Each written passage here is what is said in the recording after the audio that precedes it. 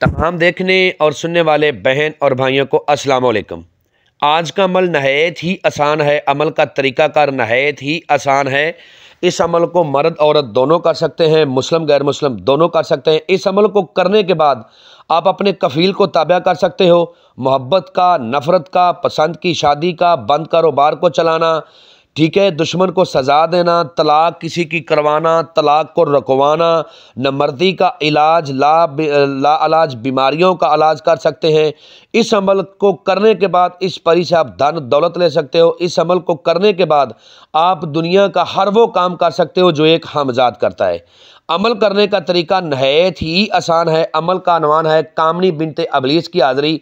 5 minute में इस अमल में कामयाबी होती है। दौलत वाली ये परी है, ठीक है। चैनल को सब्सक्राइब कर लें ताकि अमलियात की नई से नई वीडियो आपको मिलती रहे और आप लोगों के इल्म में इजाफा होता रहे। इस अमल को रात 12 बजे करना है, रोम में करना है, रोम के अलावा ना किया जाए। इस अमल में जो बखूर है वो गुग्गल और लबान का है। गुग्गल और लबान का बखूर इस अमल में ज़रूरी है। और ये परी एक बात याद रख ले, इस अमल को शादीशुदा लोग भी कर सकते हैं। ये परी हमेशा मशूका बन के आपके साथ रहेगी। जो लड़के या लड़कियों का तल्लक बार किसी लड़की के साथ है वो पहले ख़त्म करना पड़ेगा, फिर इस अमल को करेंगे तो फ़ायदा होगा, वरना फ़ायदा नहीं होगा। और जिन लड़कियों के बार बॉयफ्रेंड हैं वो उन बॉयफ्रेंडों को छोड़ेंगी तो इस अमल को करेंगी तो तब फ़ायदा होगा, वरना फ़ायदा नहीं होगा। और जो मेरे भाई बरूने मुल्कों में मकीम हैं वो इस अमल की हाज़री हमसे ट्रांसफ़र भी ले सकते हैं। एक मकूल सा हदिया है, वो उनको पे करना होगा, पहले पे करना होगा, क्योंकि हमें भी अपनी ज़रूरत के सामान ख़रीदना होता है और हाज़री उनको ट्रांसफ़र करके दे दी जाएगी। इस अमल को जब आपने करना है तो रोम में बखूर आपने रोशन कर लेने हैं। बखूर रोशन करने के बाद आपने ज़मीन पर बैठकर ये अमल करना है। ये इस अमल की शर्त है, ठीक है।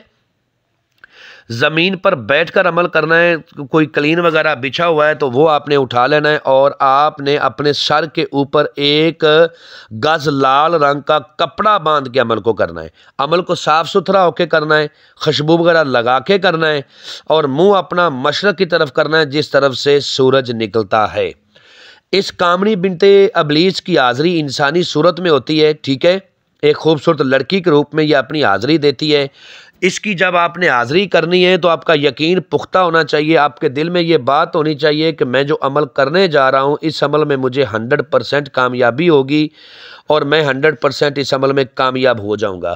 पुख्ता यकीन आपका दूसरा उस्ताद है। जितना आपका यकीन पुख्ता होगा उतना ही अमल में कामयाबी के आसार ज़्यादा होंगे।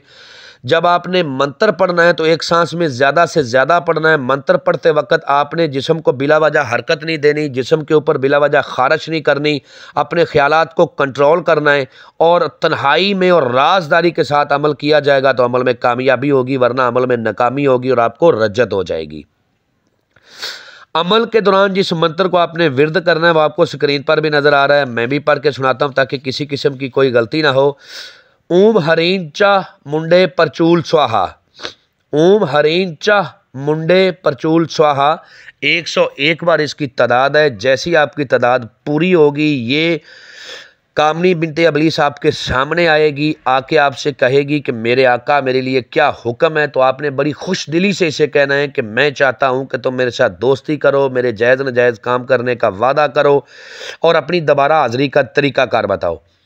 जो ये अपनी दोबारा हाज़री का तरीक़ाकार बताएगी उसी तरीक़ाकार को फॉलो करते हुए लाइफ टाइम तक आपने इसकी हाज़री करनी है। मोहब्बत का, धन दौलत का, हर तरह का काम आप इससे ले सकते हो। अमल में नाकामी क्यों होती है? अमल में नाकामी आप लोगों को इसलिए होती है कि आप एक तो अमल के बारे में मुकम्मल तौर पर उस्ताद से रहनुमाई, हमसे रहनुमाई नहीं लेते। दूसरे नंबर पर अमल की इजाज़त नहीं लेते। तीसरे नंबर पर अमल को राजदारी के साथ नहीं करते। चौथे नंबर पर जब आप अमल करते हो तो बिला वजह जिस्म को हरकत देते हो, जिस्म पर खारिश करते हो, जिससे आपका ख्याल अमल से हट जाता है और अमल की तसीर वो नहीं रहती जो पूरे ख्याल के साथ और पूरी लगन के साथ अमल करते में आती है। जब इंसान को रज्जत हो जाती है तो फिर उसका कारोबार ठप हो जाता है, तरह तरह की परेशानियां में वो मुब्तला हो जाता है, रोज़ी रिज़्क़ तंग हो जाता है। बेहतर है कि अमल करते वक्त उस्ताद से रहनुमाई लें, इन्फॉर्मेशन लें, ठीक है। हमारी निगरानी में अमल को करें ताकि अगर आपको अमल में नाकामी भी होती है तो आप रज्जत और बंदज से बच जाओ।